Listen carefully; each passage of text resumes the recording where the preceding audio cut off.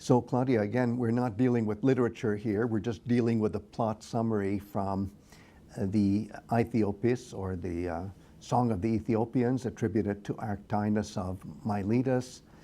And this plot summary is attributed to Proclus, about whom we know nothing. And the reason I want to pay special attention to every word in this part of the plot summary is it says in a rather pedestrian way what the poetry would say in a super spectacular way if we only had it.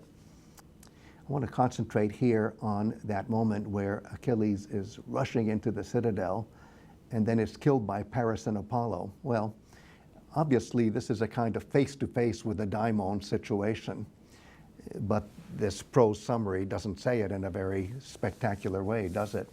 And again, you could imagine that some epic versions of telling this story would have simply Paris killing Achilles.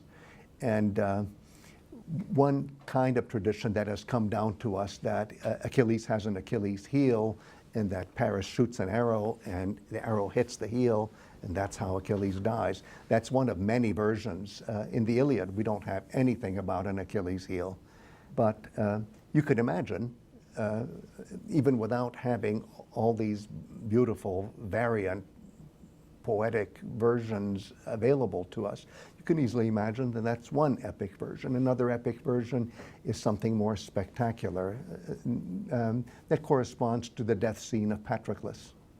And clearly, in some treatments, the intervention of Apollo would be highlighted, and how mystical it is, and how, when we first talk about it, we think of him as a daimōn, and then we realize, it's Apollo. And then in other versions, there may be an emphasis on Paris, and how Paris is the instrument of the god Apollo. By Paris, I mean Alexander, that's his other name. The bottom line still is that this moment, and I wish we had it even in the Song of the Ethiopians, is lost in its poetic version. All we have is this plot summary. But what a moment it must have been.